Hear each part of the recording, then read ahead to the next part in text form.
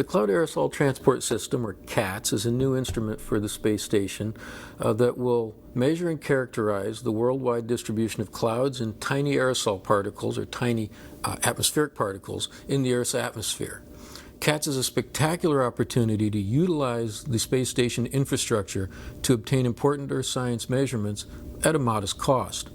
As the first instrument for Earth science to be developed at Goddard Space Flight Center and installed on space station, CATS will provide capabilities that haven't been demonstrated before from space.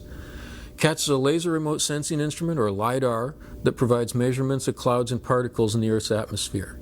LiDAR works a lot like radar, except we use low energy pulses of visible and near visible laser light. The CATS instrument consists of 2 lasers, each having different characteristics, a receiving telescope, and special photon counting detectors. Overall, CATS packs a significant scientific capability and a lot of technology into a package about the size of a household refrigerator. LiDAR works by sending discrete pulses of laser light into the atmosphere and then detecting the small fraction of light that scatters from particles. CATS will generate profiles of clouds and particles in the Earth's atmosphere to identify the presence and height of clouds and particulate layers. Detailed observations of clouds and particles in the Earth's atmosphere are important for many reasons, but 3 key uses are for providing information on real-time hazard events such as volcanic eruptions, for studies of energy balance, that's climate change, and for examining the effects of man-made and natural pollutants on air quality, health effects. Let's take each of these 3 points in order. For example, CATS can determine the top and bottom height of volcanic plumes. That information can be used to make better decisions on airplane routings and cancellations. The volcanic eruption in Iceland in 2010 resulted in almost 100,000 canceled flights and cost nearly $2 billion because airlines dare not send planes anywhere into or near plumes for fear of damaging the engines. Second, CATS permits studies of clouds.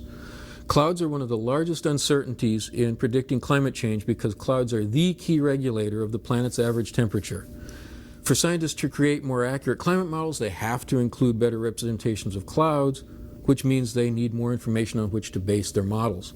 And third, small particles such as dust blown from deserts, smoke from intense forest fires, or man-made pollutants can have significant impact on the Earth's climate and on human health and air quality. CATS data will also be used to improve computer models of clouds and aerosol particles. Right now, the vertical distributions and the microphysical properties of atmospheric particles are often poorly resolved by computer models. To improve the quality of the simulations requires real-time data about the particle type and height. LiDAR can provide that vertical distribution, and we know that will address one of the biggest weaknesses in the models at this moment. The space station orbit is a good fit for CATS because the station transits over and along primary aerosol transport routes in the atmosphere. Data from CATS will be transmitted to the ground continuously and in near real time to be promptly assimilated into computer models to create improvements in those models. That real-time data capability is made possible by the space station communications infrastructure.